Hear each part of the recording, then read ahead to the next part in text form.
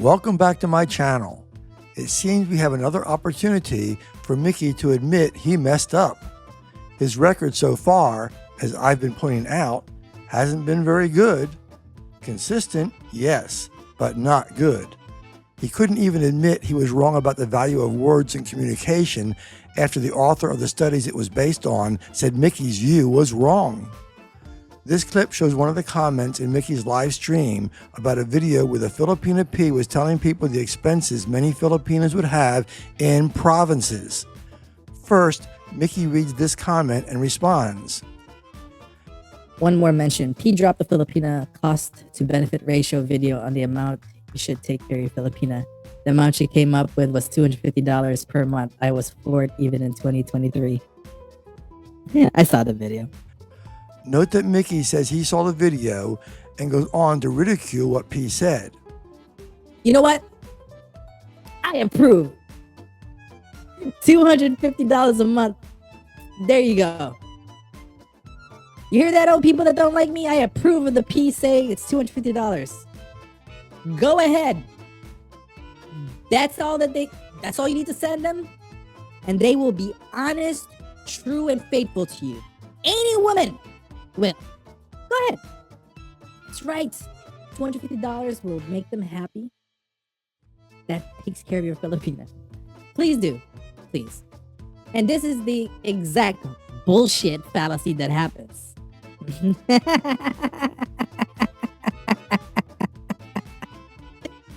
I think you can see by his sarcastic tone, yes, there is a place for that in communication, that Mykkie thinks P is wrong. But consider what Mykkie just said, that apparently you need to give even more to keep the Filipina happy. But weren't we told many times by Mykkie that Filipinas wanting money is a red flag? So how does this work? You can't both say giving some money isn't enough, but it is a red flag if the Filipina wants money.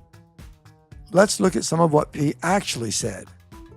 I've never advocated supporting a woman you've never met, or even most of the ones you have.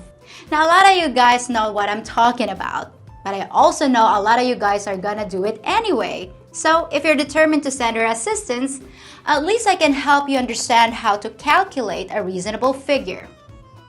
That's pretty clear. P doesn't advocate giving the girlfriend anything, that she knows some will do it anyway. That's unquestionably true. So her video is an effort to prevent those men who ignore her main advice from risking too much money, and also serves as a tool to tell if their girlfriends are lying to them. Note that P also refers to sending assistance, so not necessarily providing full-blown support. A man may just do some of the things she talks about, but any one of them can reveal if the girlfriend is being honest. P even addresses the common situation where there are many members of the family living together. Unlike in the West, where many single people have their own place and have to pay a high monthly rental fee, most Filipinos live with family members in a place owned by the family, which often means it's not costing the Filipina anything at all to live there. They might contribute a little bit to household expenses when they can, but it's nothing like the high prices where you are. Even if you want to go all out and get her own space, a decent provincial home like the one she's probably living in now will only cost around $100 to $150 a month. That'll be what she's used to. There you go. Information covering the situation if she is living with family, but also what it may cost if you want to get her a space of her own. Then we get another commenter, this time a Filipina, saying, $250 a month for Filipina to live off? Not sure where she's living, but it ain't close to a city. Should be more $600 to $700 a month on her own. And Mykkie responds with, And that's from a Filipina, gentlemen. Mykkie follows his usual pattern where if a Filipino agrees with him, he brags about how that shows he is right. But as shown in my other videos, if a Filipina disagrees with him, he immediately trashes her. It's his thing. In this case, he is just blowing off what P says, and she is a Filipina. More important, she is a Filipina that spent most of her life living in poverty in the province. So she has extensive personal experience in what she is talking about. Note the sentence, Not sure where she's living, but it ain't close to a city. P was quite clear that she was talking about costs in the province.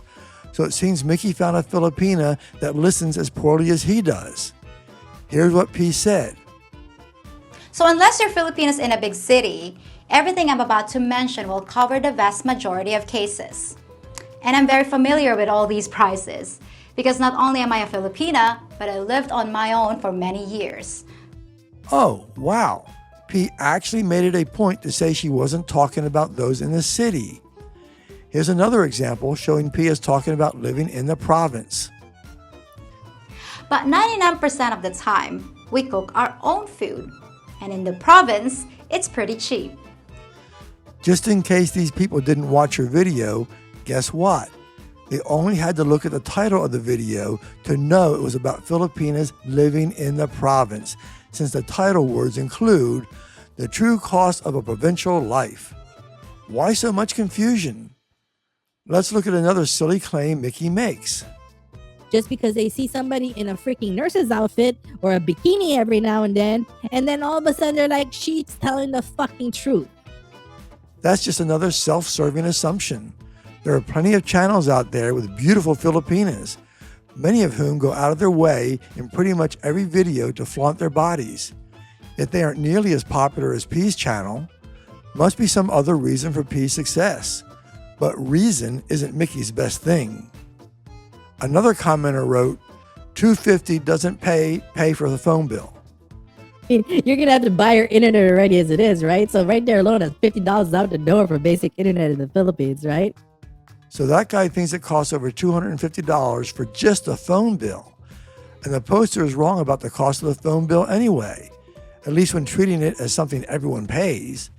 Even combining my phone, gigabit internet service, and a large cable TV package, I spend less than half that. But Mykkie does reduce it to $50 for basic internet. However, P was quite clear that she was talking about Filipinas not going with expensive carriers, but just buying load instead for about $10 a month. Here's one more commenter claiming the price is higher than what P said, though his is the lowest estimate.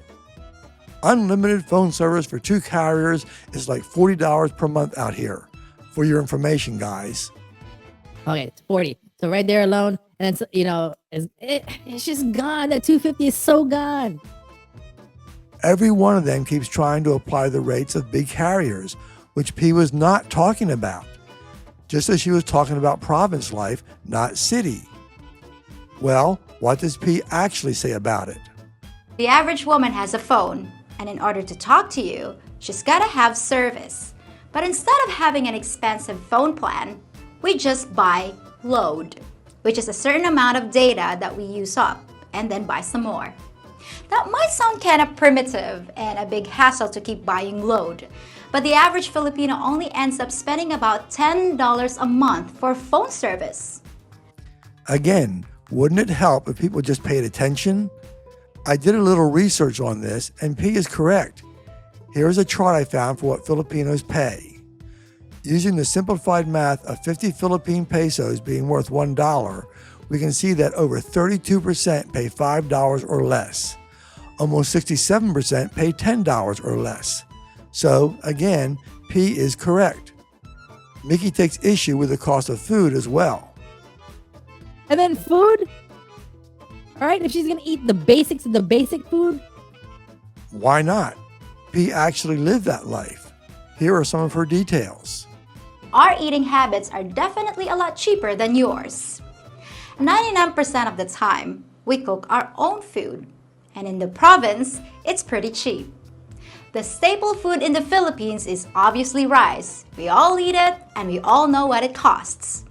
A 10-kilo sack of rice is about $7, and it'll last one person an entire month. The total grocery bill, including everything needed for a typical Filipino diet, will run about $100 a month. I checked one source back then for rice prices in the Philippines, and it was $7.75. I suspect other prices, both higher and lower, can be found. So her estimate was correct. While P does say a typical Filipino diet, she had previously established she was talking about in the provinces.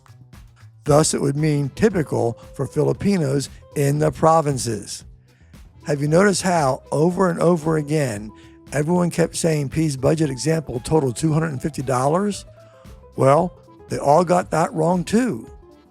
What was the total monthly budget for an average provincial Filipina? Well, even if we include the optional rent, it comes to $290. Oh, not $250. Now, I know people will say it is only $40 more, as if that doesn't matter. But you have to base it on the reality in the Philippines. That $290 is 16% higher than $250.